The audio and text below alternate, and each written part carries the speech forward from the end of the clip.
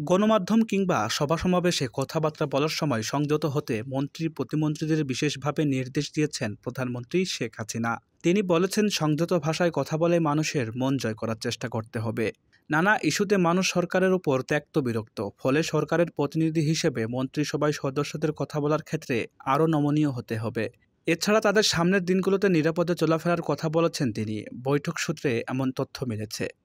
প্রায় এক মাস পর গতকাল সোমবার প্রধানমন্ত্রীর কার্যালয়ে তার সভাপতিত্বে মন্ত্রিসভায় বৈঠক অনুষ্ঠিত হয়।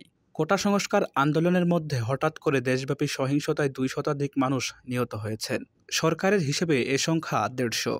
কোটা সংস্কারের শান্তিপূর্ণ আন্দোলনটি সহিংসতায় রূপ নেওয়ার পেছনে সরকারের দায়িত্বশীল কারো কারো বক্তব্যকে উস্কানি হিসেবে দেখেছেন বিশ্লেষকরা। বিষয়টি অনুধাবন করে প্রধানমন্ত্রী এরই মধ্যে তার বক্তব্যের ব্যাখ্যা দিয়েছেন। তিনি এখন তার মন্ত্রিসভায় সদস্যদের বক্তৃতা দেওয়ার ক্ষেত্রে সতর্কতা অবলম্বনের বিষয়টি কঠোরভাবে স্মরণ করিয়ে দিচ্ছেন। বৈঠকে আলোচ্যসূচির বাইরে দেশব্যাপী ঘটে যাওয়া আন্দোলন ও সহিংসতা এবং সাধারণ মানুষ নিহত হওয়ার বিষয়টি গুরুত্ব সহকারে আলোচনা হয়েছে। বৈঠকে প্রায় সব মন্ত্রণালয়ের মন্ত্রী, প্রতিমন্ত্রী এবং সচিবরা উপস্থিত ছিলেন। তবে বৈঠকে রাজনৈতিক আলোচনার সময় সচিবরা উপস্থিত ছিলেন না। মন্ত্রী প্রতিমন্ত্রীদের উদ্দেশ্যে প্রধানমন্ত্রী বলেন, আপনারা নিজ নিজ এলাকায় দলীয় নেতাকর্মীদের সঙ্গে সার্বক্ষণিক যোগাযোগ রাখুন। তাদের অভয় দিন পরিস্থিতি স্বাভাবিক হবে এমন বার্তাও তাদের কাছে পাঠান। আন্দোলনকারীদের বিষয়ে সতর্ক থাকার নির্দেশে মন্ত্রী, প্রতিমন্ত্রী এবং সচিবসহ সরকারি কর্মচারীদের নিরাপদে চলার পরামর্শ দিয়েছেন প্রধানমন্ত্রী। সামনে আরও বড় আঘাত আসতে পারে বলেও মনে করছেন তিনি। বিএনপি জামায়াতকে সহিংস ঘটনার জন্য দায়ী করেছেন মন্ত্রিসভা। একজন সচিব জানান, সরকার আন্দোলন দমনে আরও কঠোর হবে।